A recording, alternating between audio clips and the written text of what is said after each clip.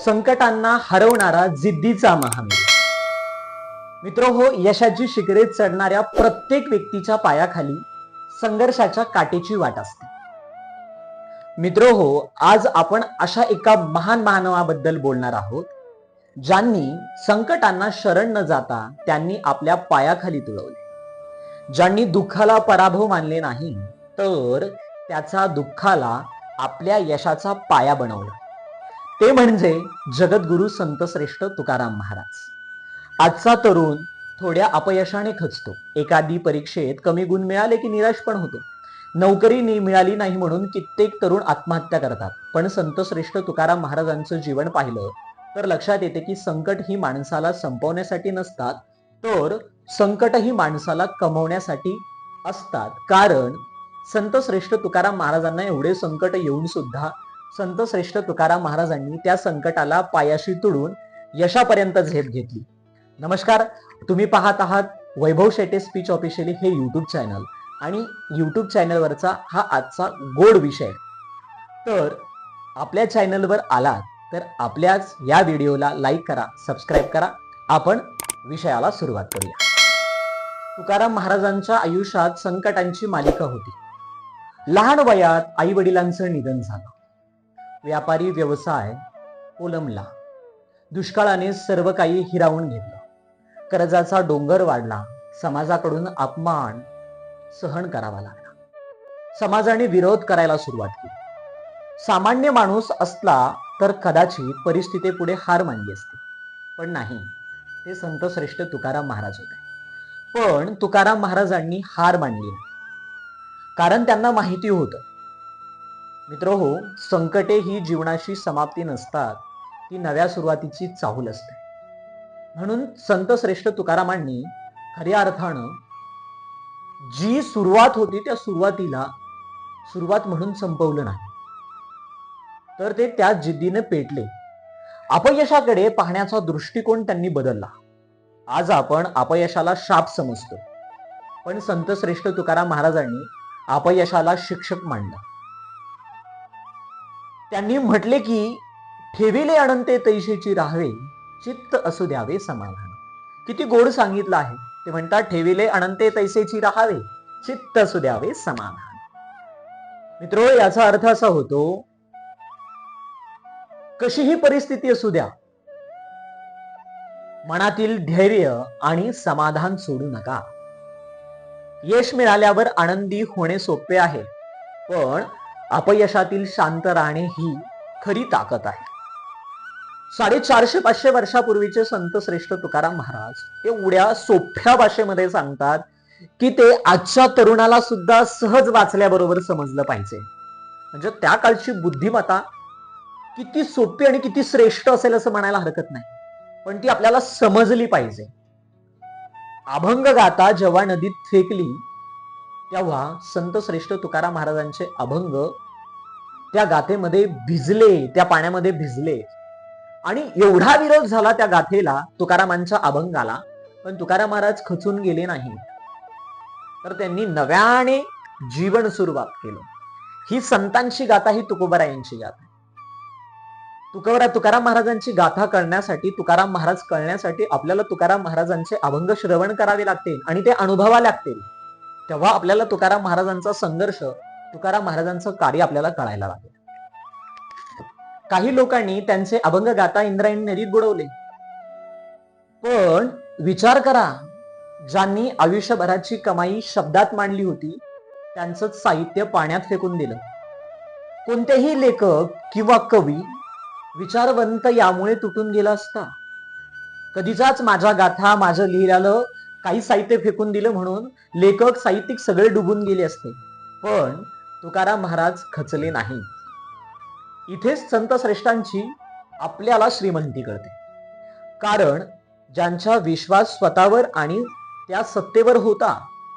आज सोशल मीडियावर एखादी टीका झाली की आपण अस्तव्यस्त होतो, पण तुकाराम महाराजांनी संपूर्ण समाजाचा विरोध सहन केला. जिद्दीची खरी व्याख्या, जिद्द म्हणजे कधीही न पडणे, जिद्द म्हणजे कधीही न हरवून जाणे, जिद्द म्हणजे स्वतःला कधीच दोषी न ठरवणे, जिद्द म्हणजे प्रत्येक वेळी पडून पुन्हा उभे राहणे. मित्र हो, खऱ्या अर्थानं आपण एक कहावत ऐकली असेल, गरुड जेव्हा आकाशात झेप घेतो तेव्हा त्याला वाऱ्याचा विरोध सहन करावा लागतो, पण तो विरोधच त्याला आधीच उंच नेण्यासाठी अगदी मदत करतो. ज्याप्रमाणे तुकाराम महाराजांच्या आयुष्यातील संकटांनी त्यांना अधिक महान बनवलं. आजच्या तरुणांसाठी खास करून हा संदेश. आजचा तरुण स्पर्धा परीक्षा देतो किंवा आजचा तरुण बऱ्याच परीक्षा देतो, तेव्हा व्यवसाय सुरू करतो, करिअर घडवतो, पण एक दोन अपयश आले की तो पुन्हा निराश होतो आणि तो जे काही कमवलेला बिझनेस आहे, जे काही घडवलेला बिझनेस आहे, जे पुन्हा जिद्दीने उभा केलेला बिझनेस आहे ते बंद पाडतो. पण तुकाराम महाराज सांगतात, अपयश हे अंतिम सत्य नाही मित्र हो. प्रत्येक गोष्ट, प्रत्येक थांबवणे हेच खरं अपयश आहे. जर एखाद्याने स्वतःचे आपले प्रयत्न थांबवले तर हेच खरं अपयश आहे असं तुकाराम महाराज म्हणतात. जर एखादी परीक्षा किंवा एखादं जर कोणती गोष्ट असेल, त्या गोष्टीमध्ये आपण अपयशी ठरलो किंवा एखाद्या परीक्षेमध्ये आपण नापास झालो, तर ती तुमची शेवटची वेळ आहे असं थोडी आहे. अशा अनेक कितीतरी परीक्षा येतात, त्या तुम्हाला पुन्हा पुन्हा देता येतील. मात्र एकदा जर मनातून तुम्ही खचून गेलात तर तुम्हाला पुन्हा उभा टाकण्यासाठी बराच वेळ स्वतःचा खर्ची पाडावा लागतो. तेव्हा कुठेतरी तुम्ही जिद्दीने उभा टाकता. म्हणून संत श्रेष्ठ म्हणतात की स्वतः मित्र हो, तुम्ही खचून जाऊ नका. पुन्हा पुन्हा उभा टाकण्याचा प्रयत्न करा, पुन्हा पुन्हा नवीन जिद्दीने तयार होण्याचा प्रयत्न करा. म्हणजे किती सरळ सोप्या भाषेमध्ये संतांनी सांगितलेलं आहे. ते म्हणतात, मित्र हो, खचून जाऊ नका. 450-500 वर्षापूर्वीचे संत आपल्याला हे सांगतात. म्हणून आपण संत श्रवण केले पाहिजे. हिरा चमकण्यासाठी घासावं लागतं, सोनं शुद्ध होण्यासाठी अग्नीतून जावं लागतं आणि माणूस महान होण्यासाठी संकटातून जावं लागतं. तुकाराम महाराजांचं संपूर्ण जीवन चरित्र हे आपल्याला शिकवतं की मित्र हो, जिवंत माणसाचं उदाहरण काय असतं. जेव्हा आपण जिवंत माणूस म्हणून जगतो तेव्हा आपल्याला भरपूर संकट येतात.